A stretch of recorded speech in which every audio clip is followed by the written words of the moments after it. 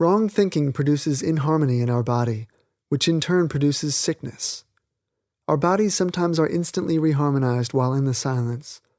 In the silence, our minds become passive, open, free, and loving, at which time the infinite master of harmony touches the mental chords of our being and we are well. Just as the piano can be tuned, so can the mind. Man's body is made up of 12 octaves, the same as in music. All matter is music. All matter is composed of 12 octaves. Wrong thinking produces inharmony in some of the octaves in our body. Right thinking tunes these organs, puts them back into their normal condition. Boys have their little steel magnets by which they pick up small pieces of steel, pins, and so forth. When overworked, these magnets no longer attract. Then the boys take their magnets, have them rubbed against strong magnets or remagnetized with an electric current, and their power is quickly restored. So with our bodies. Mind is the re-electrifier and re-harmonizer of the octaves into all harmony. Right thinking, therefore, is the most important thing in life. As a man thinketh in his heart, so is he. Just as a tuning fork near a piano will respond with a vibration when a key of the same pitch is struck on the piano nearby, so likewise do the bodies of men respond to proper stimulus and become in tune. By right thinking, man can reharmonize himself, can achieve health, success, and prosperity. To enter the silence, one must first establish perfect relaxation in mind and body. Then, as the consciousness is brought from one part of the body to another, the tuning takes place.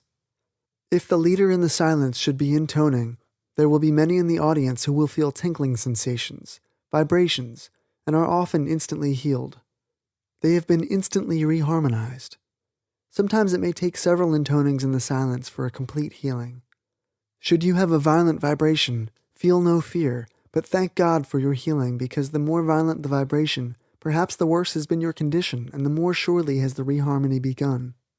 Some people will feel this vibration for hours, even days, throughout which there is always healing. Others may not feel the vibration at all. Yet if there has been any inharmony in the bodily organs, these organs are unconscious to the conscious intoning reharmonization. Many people who have been healed of divers and many malignant diseases were at no time conscious of any vibration. Never be discouraged if you feel no sensation. If you do feel a vibration, know that you are susceptible and on the high road to a healing demonstration. The one intoning may or may not be feeling vibrations. Religion is the life of God in the soul of man. The silence is the medium by which the life of God and the soul of man are brought into at-one-ment. The silence is a medium by which man comes in a closer touch with the infinite, a medium by which man becomes conscious of his nearness to the infinite. The silence is the meeting place where man's spirit links with God's spirit, where spirit meets spirit and the marvel of his grace never ceases. The silence is another way of praying, which is another way of concentration. It is another way of visualization. As a man thinketh in his heart, so is he. In the silence, a man can by his thoughts change his life, his conditions, his environment, his all. By right thinking, man becomes harmonious. A harmonious man, in tune with the infinite, is on the king's highway to health, success, abundance, prosperity, happiness, love, and peace. By means of wrong thinking, our minds are put out of harmony with the great infinite Spirit of God. As a man thinketh in his heart, so is he. When wrong thinking becomes right thinking, then man's right relationship to God is restored. He becomes an open channel for the influx of the Spirit, so that whatever demonstration he may desire, he may have. In the silence, a man may change his thinking as in no other way, therefore may change his heart, change his whole being, change his environment, change every condition to which he was subject. The human body may be likened to a harp. When man thinks rightly, his body is in tune, but wrong thinking creates inharmony in the body and produces sickness.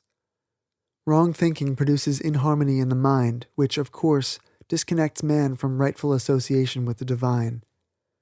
A man must therefore think right. Yet, because of centuries of erroneous conception of God and of the world, man has been a negative instead of a positive being, and his unwisdom has reacted upon the present generation. We are mental sending and receiving stations. What we receive depends upon how we are thinking now. For success, health, and happiness, we must, in the silent chambers of the soul, change our thinking if we are holding negative or inharmonious thoughts. In the silence, there is presented to man his greatest opportunity to change his thinking. Wrong thinking produces inharmony of the body, which in turn produces sickness. If we change to right thinking, we have health, success, and happiness. Therefore, the silence, when properly used, re-harmonizes our bodies and minds through the simple agency of right thinking. There are steps of approach to the silence. Stillness is one thing, and the silence is another. One may quiet himself physically and not be still, and he may be still without entering the silence. When one becomes physically and mentally at rest, he is apt to become receptive to psychic influences. And when these are not desired, it is advisable to protect oneself while mentally negative. One may affirm his oneness with God, his being surrounded and protected by the divine goodness, and may symbolize this by enveloping himself in thought with the white light of love or the mellowed tints of sunshine. With the senses calmed and unresponsive to the slower vibrations, but responsive to the quicker ones, a peace and calm pervade one's mind, and it becomes consciously receptive to higher vibrations of vital energy. Immune from the lesser harmonies, one opens himself to the greater ones, which are always seeking avenues of expression. With the greater influx of the one life, a sense of power steals over one and he becomes conscious of increased vigor and vitality. In relinquishing specific thoughts, one opens inwardly rather than outwardly, and becomes receptive to subconscious impressions that are directed by his conscious affirmation of fundamental truth. The subconscious responds by returning to the conscious the logical sequences of the truths that have been consciously impressed upon it.